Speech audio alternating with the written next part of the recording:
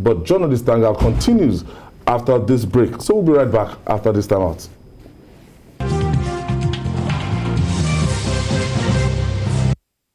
Thank you for staying with us.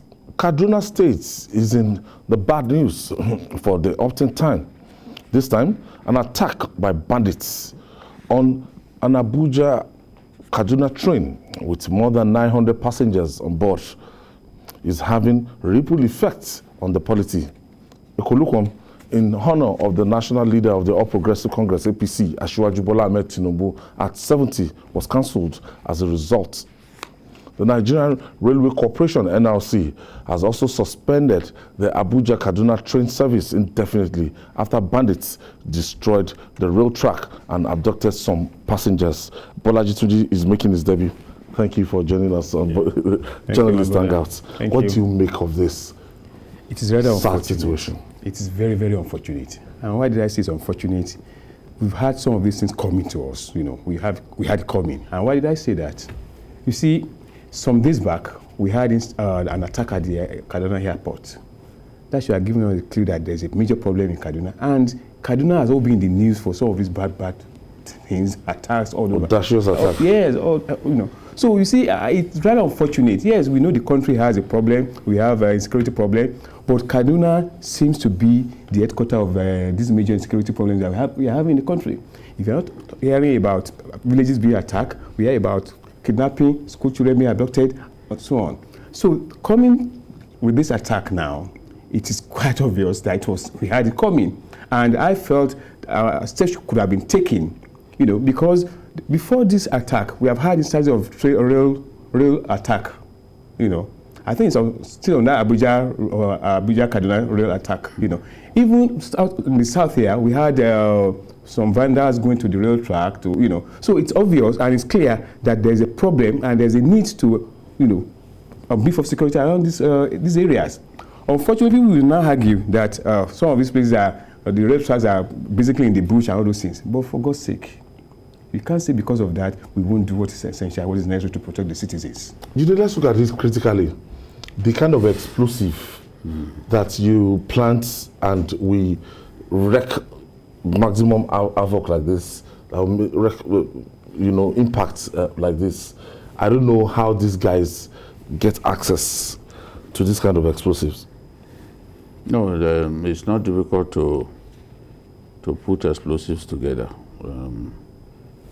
People, even armed robbers, sometimes when they are going to rob a bank, they take with them dynamite to blow up the door leading to the strong room of the bank. So if robbers operating in urban centers can go around with dynamite, these ones who are in the bush, they can put together explosive devices that will do the maximum damage. Don't forget that some of them are actually former members of Boko Haram insurgency, because the Boko Haram insurgents, some of them have moved to the North Central and parts of Northwest now. So they are familiar with these things.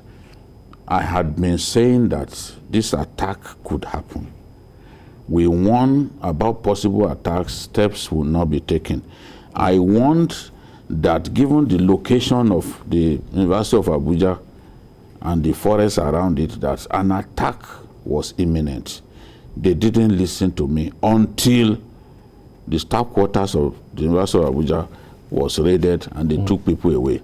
Now, this one of the trains on that route had been fired at. We remember. Fired at. It was denied. They will try to paper over over what had happened. It was fired at. Rail tracks were destroyed. This time around, you know, when they destroy rail tracks and you didn't take serious measures, they came back. This time around, they destroyed about 500. They destroyed the rail tracks almost like 500 meters. So how will the train get past the destroyed area? It's just not going to happen. So by the time the train was forced to stop, they then forcibly boarded the train, started firing at people and kidnapping people. They came with vans, not motorbikes, to show you how serious we are. If they came with bikes, now you say, okay, it's just for them to get away easily. But they came with vans.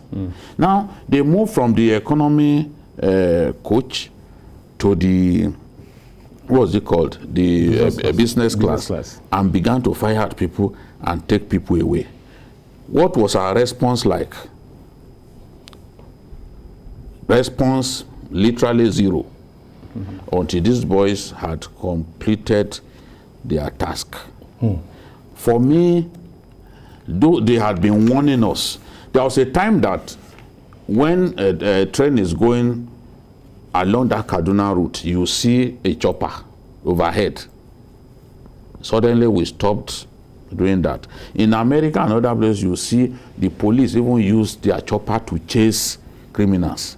It's as if in our country we think that chasing criminals with choppers or even using intelligence assets to go after criminals is such an unnecessary thing. That's why these guys are succeeding. At the end of the day, if we still do not do better, things will get really worse. Look at the airport in Kaduna. Remember the first time in many years that I flew to Kaduna, I came on this program to talk about the security issues around that airport. People will remember that I said after 9 a.m., planes do not fly into Kaduna or out of Kaduna anymore because of the security situation. Those boys now came. 9 p.m. you mean? 9 a.m. 9 a.m. at that time. You know, those boys came, stormed the tarmac, and stopped. And that's because the pilot felt I to be wrong to try to fly. Stop the Asman flights from taking off. Now Asman said they will not go to Kaduna until, indefinitely. Others too have taken such measure. We want that, look, if you are building trains, building rail tracks, if you do not handle security, those things that you are building, that you think will make people happy, these boys will come after those things, and in the end, it will seem like you've not achieved anything, because security is everything. It is the man who has life that can enjoy what the government has provided by way of infrastructure. So it still draws attention to the need to tackle this problem. We can't be rejoicing that we are doing well in the Northeast and everyone can see what is going on in the Northwest. It's part of our country.